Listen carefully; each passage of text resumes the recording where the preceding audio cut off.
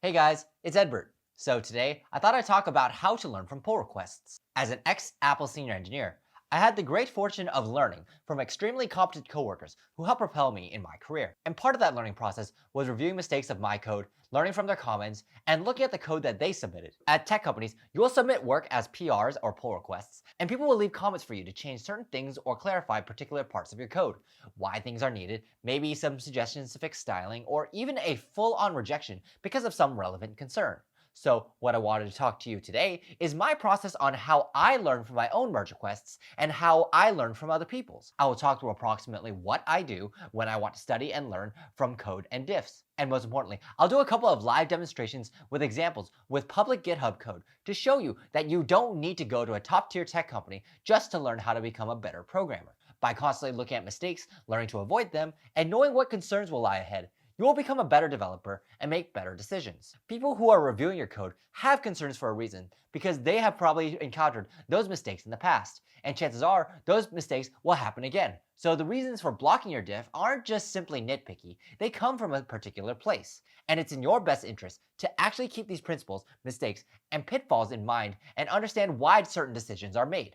And the first step to doing this is figuring out what constitutes acceptable code and what does not. So if you like this video, please like and subscribe and watch this until the very end. It lets me know that you like videos like this and you want to see more of them. And if you follow me on my socials, you can vote for what topic I cover next. So with that, let's begin.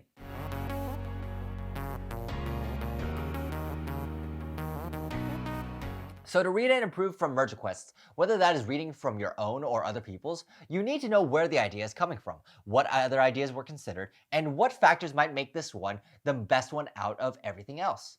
It is a matter of knowing the intention behind the request or changes and what mistakes or bugs the request can introduce. Then, knowing all that, how does it lead to the comment the person is leaving? While this is the basic idea, they can be very hard to actually execute, especially when it comes to learning from other people's code. Firstly, it's very easy to understand what you yourself are thinking. After all, you're the one who wrote the damn thing. But when it comes to other people's code, the best you can really do is just ask them about it. Reverse engineering their thinking is a little bit harder. And if you need clarification, you would probably need to send them an email or something like that. And it gets vastly more complex and more difficult when it's just some random stranger on GitHub. The best you can do is just leave a comment on the merge request and hopefully they respond. Usually they don't though, they only really respond to the actual authors or gatekeeper of the actual repo. And because it's very difficult for you to really understand what someone else is thinking, or to really know the context of a merge request, especially if it's public code because there's not really an organized Scrum board or anything like that, the only thing that you really have to go off is the code comments, the code itself, and the title of the merge request. And to wrap up why a random person reading a random repo might not be the best idea is because that person is not actively involved in the development of the repository. I mean, you can study other people's code for sure, but it's a lot harder to test your theory if you're not able to actually push code to that actual repo.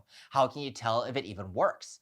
I mean, you could in theory by trying it in similar situations, but when you're first fleshing the idea, it's really good to actually just try it against what you're looking at. So how can they know that if their ideas are right or wrong? They have no way of testing it. What we're trying to avoid here is copying and learning from bad people or bad code who aren't exercising good judgment.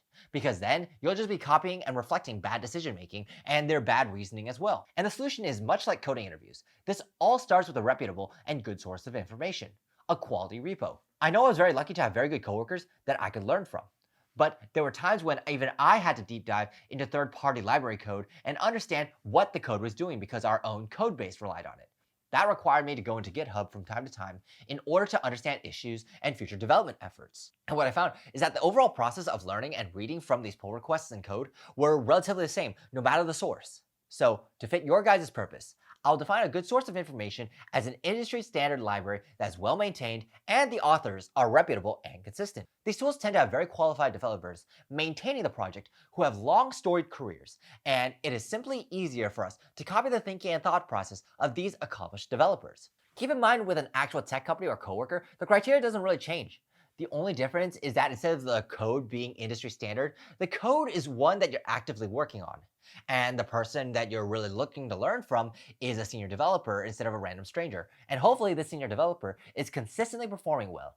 and is well trusted and often serves as the tech lead. I would personally recommend that these code and repos that you read be relevant to the field that you work for. It doesn't make sense for an Android developer to read up on Golang code libraries. While the concepts and ideas might transfer over, applying them tends to be very difficult. It's simply easier to read code and libraries that you use every day, or at least are very widely used in your particular niche. You will be more familiar with it, its development history, and once you become familiar enough, you're more likely to contribute to it. Plus, it makes a great talking point during an interview. Wouldn't it be really great to say, hey, I'm very familiar with this particular piece of tech because I helped contribute to it, and now it's industry standard? That seems pretty fucking cool to me. But now that we found a good number of repos, what's next? How do we learn? We do this by looking at the code that someone submits, why they submit the code that they did, the nuances, and predicting what the author might say and why, and what leads to the code being accepted or rejected. We will repeat this for the same repository across different merge requests. We'll test this against the principles of what we think make quality code. For you newbies just starting out, I would suggest reading clean code as a prerequisite. This book will give you a lot of good ideas of what quality code entails, and it will give you a benchmark of what to expect and test against. The ideas put forth in the book are pretty good and are relevant to you no matter what part of your career you're at. The principles are language agnostic, and from there you can actually begin to see when certain rules apply and when they do not. You can even see when to prioritize which principles over others. Now, why would we perform things that way? If we use multiple different authors or multiple different repos, then we will not be able to think or read like these engineers. Rather, we're going to be constantly theorizing about how multiple engineers might think together, and we're going to come up with something the equivalent of jumbled thought soup that could be even worse than what any of the developers could think individually. Each developer emphasizes certain different things based on their past experiences, and so we shouldn't really copy one developer's thinking without having mastered another's. Furthermore, in different repositories, the objectives might be different, so the balance of factors of what matters and what will not will vary. So it just introduces more complex variables for us to try and keep track of. In short, stay with the same author and the same repo, making sure that the commits and merges that you read are relatively recent, around 2 to 3 years from the present. Libraries' objectives change as the years progress, and what was emphasized 5 years ago might not be relevant today. In fact, code often undergoes substantial rewrites every 3 years or so, and so the pull request that was written in 2011 might not matter. If you are unable to find a lot of meaningful commits or pull requests, which I doubt, then stick with the same author. This author will probably have a lot of repos, but he will also evaluate and think about things very similarly across repos. Even if the repository aims for different things, the thought process of how he approaches the code is probably going to stay about the same. Check his GitHub page and his major contributions, and follow them for some nightly reading.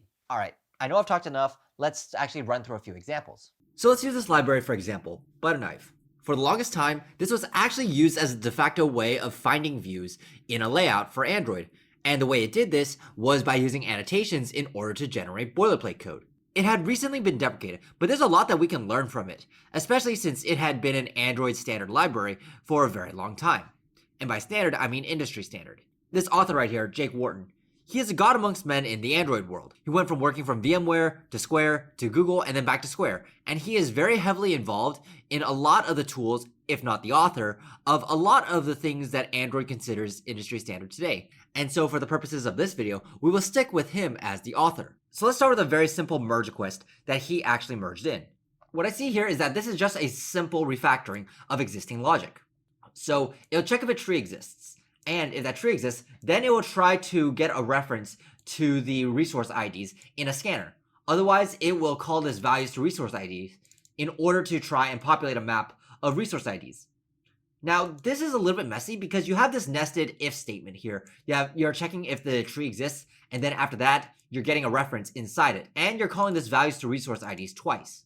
So what the author decided to do instead is to separate this logic into an initialization step and a population step. So what I see here is that they have a resource ID reference, and then they deleted this chunk of code here. So that way, the way it reads is that if the tree exists, then they will actually pull the resource IDs from the existing scanner. Otherwise, the resource IDs will be created.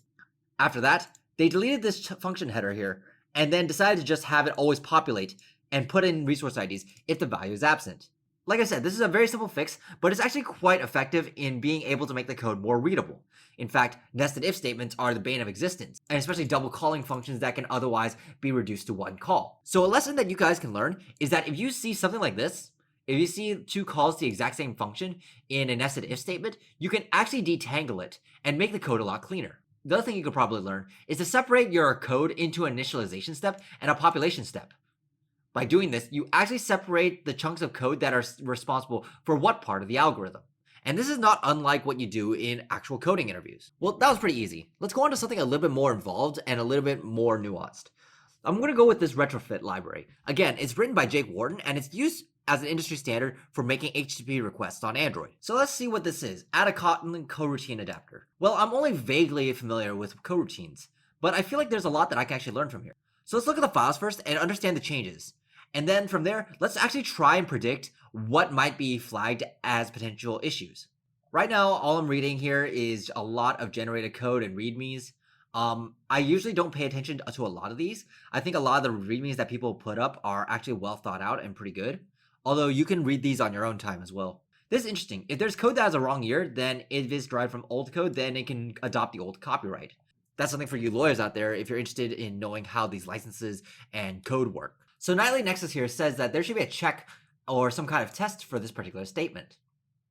But Jake says that it's a little bit too white boxy for his tastes because he needs to create a call and manually invoke the adapter. And the reason why he says this is because body call adapter is a private class. So if we think of this from a mocking standpoint, you're already mocking a class that shouldn't actually be visible to anyone on the outside. So in order to have access to this particular body call adapter and to have access to this adapt function means being able to peek inside this coroutine call adapter factory when you are only trying to test things from a black box point of view. What I mean by this is that if you go ahead and try to test coroutine call adapter factory, you should not need to know about body call adapter. So this is what he means by this too white boxy for his taste. Now he does admit that the test should exist. But why? I think it's because of the complexity of the coroutine jobs themselves. That is, you're also checking for a bunch of states on the deferred object here, and that you need to be able to account for all of these. So I think it's because of the complexity of the inside functions and the mechanics of it that warrant a little bit white box testing. But it's pretty good to note here that if the complexity of your internal guts is too much, then occasional gray box testing might be allowed and permitted. And then this response call adapter is more or less, I think, the exact same thing. So I actually don't know why they didn't double comment it. Maybe it's not something that they felt was necessary. But I would have expected the author to actually comment the same thing here just as a point of completeness. After all, it's the exact same issue, so might as well mark it. But keep in mind, these are not the only comments that we can actually look at. We can also see things that are in the conversation as well that have not been specifically marked or commented on the code. And in fact, when you look at this GitHub code, you can actually see that all the comments that we've seen before are actually being added over here as well.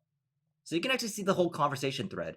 So in this thread, they're talking about having a possible null pointer exception. And in Rx, you actually have an object that represents null or an optional converter. And I guess the whole point here is to avoid null. After all, this statement here, consumers should not be using a converter that returns null, is a sentiment I think that is echoed quite a bit in a lot of the Kotlin and Java code that I see. And I think the sentiment here is that there should never ever be this null object ever. So you might have an empty object, but you won't have something null. And that's what the intention is for Rx using unit or optional. So what I think happened was that the Kotlin coroutines were just way too experimental and with too many issues and too many underlying components to manage that the merge request was just rejected simply because it was too potentially unstable. And I think this merge request would have been okay maybe a year or two down the line when the coroutines actually managed to find their footing. He actually moved this to a coroutine adapter, its own separate library. And you know what? That actually makes sense, that if something is experimental, but you know it's going to be improved on in the future and it's something that you're going to want, then why not save the effort? Why not save all this conversation here and then move it to a new library? That way you can also add the library as an add-on to your main library.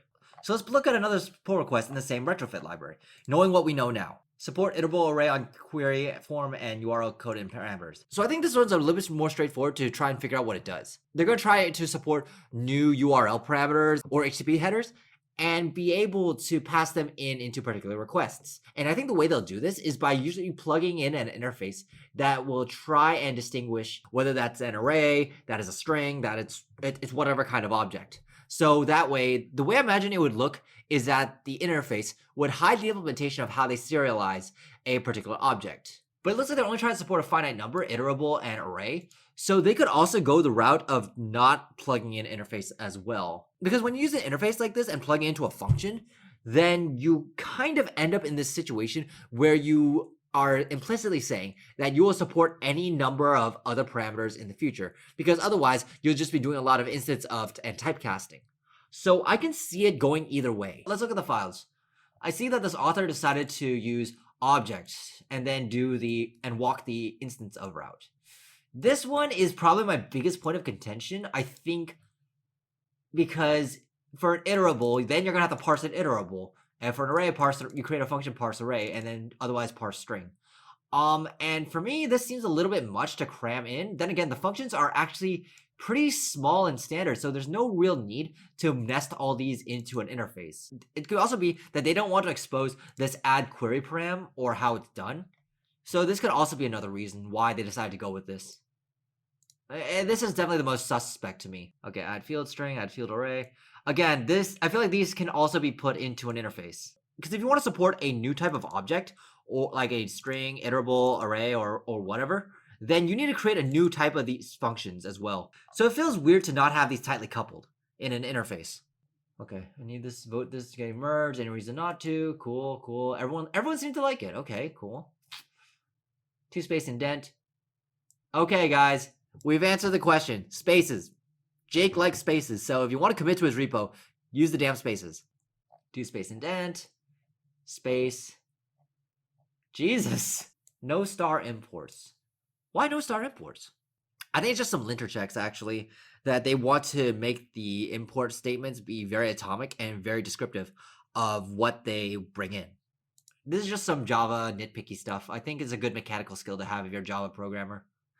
Looks like it closed it, but it looks like this got actually added another request. Let's actually see what this request does differently.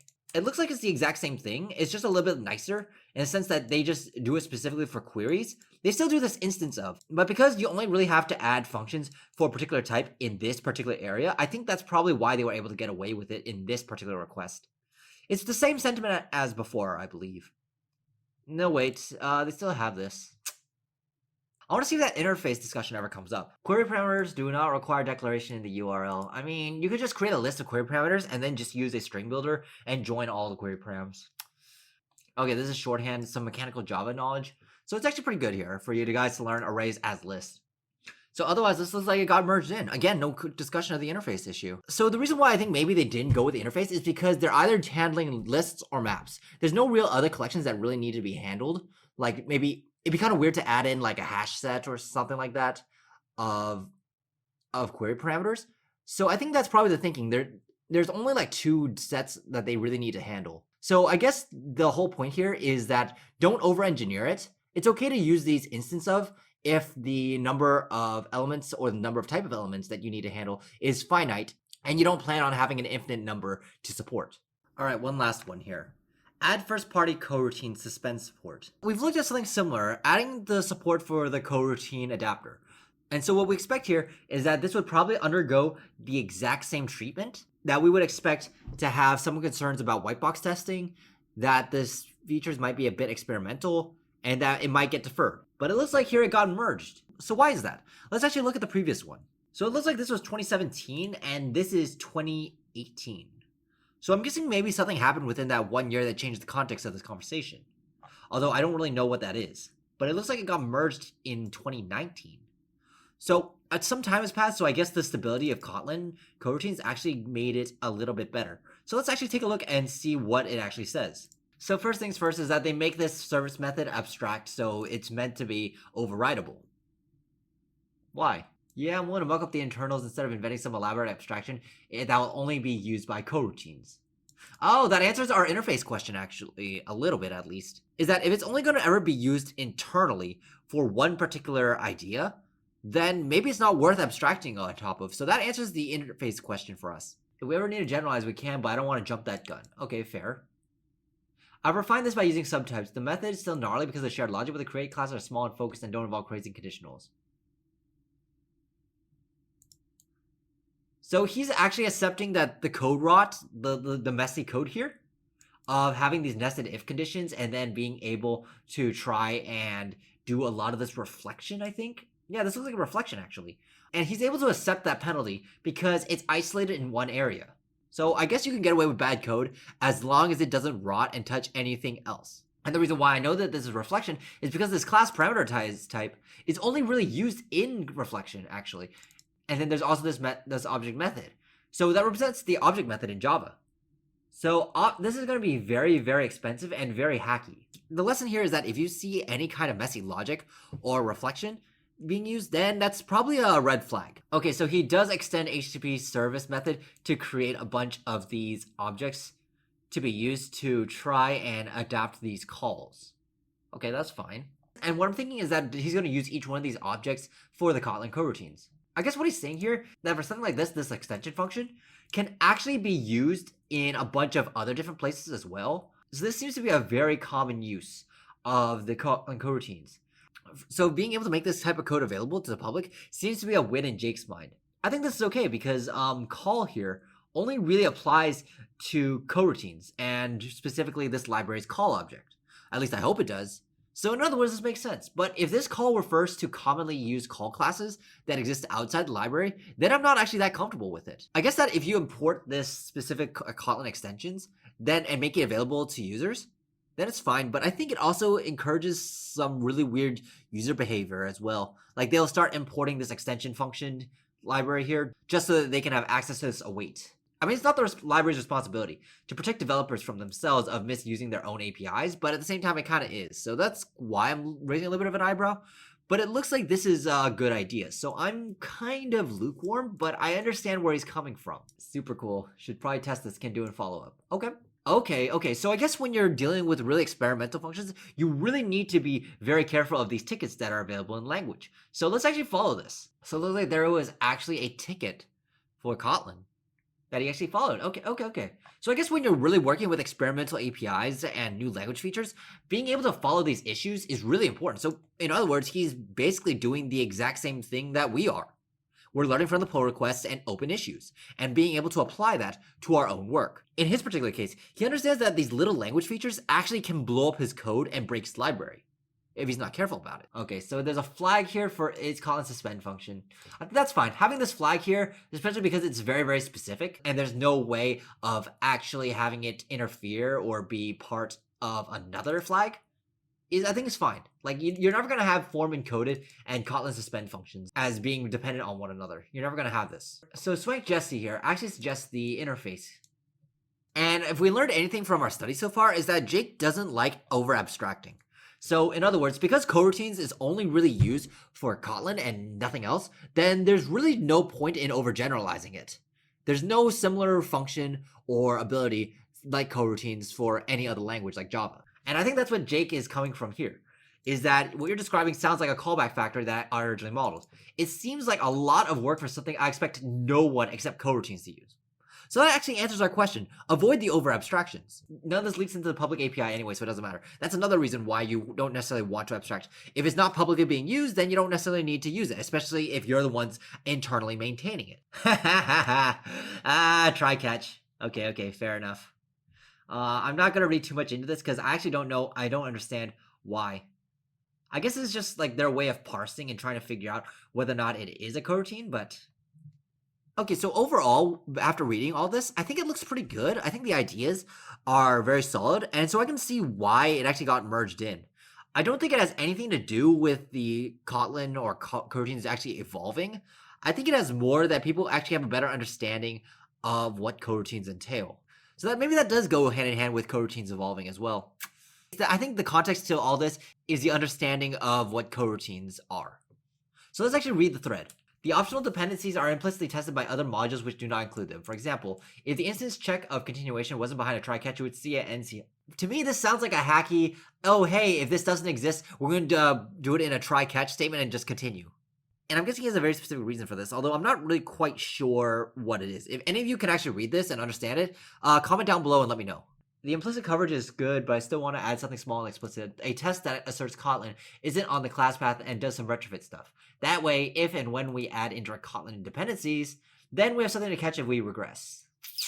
Yeah, that kind of goes back to the whole try catch. I think it's just there to future-proof against Kotlin changes, in case future Kotlin changes actually breaks the library. So overall, what do I take away from this? Is not to over-abstract things, and is that if the code is only going to be handled by like maybe one or two people and only affects the internal guts of the code and internal implementations, then there's really no need to have these fancy interfaces at all, especially if the number of things you're going to handle is finite. And of course, there are exceptions to every clean code rule that you have out there. And this is probably a good example of one of them. So I hope you guys learned something from this. I'll link all the repositories and pull requests that I've read here down in the description down below. However, I highly suggest that you repeat this exercise for any other repository that you might be interested in. So that'll do for me. Let me know what you think in the comments down below. Also, feel free to connect with me on my socials, where you can vote for what topic I cover next. And if you want to try and land that next job offer, you can book me for interview coaching at eChanTech.com. If you like this video, please like and subscribe, and I'll see you all in the next one.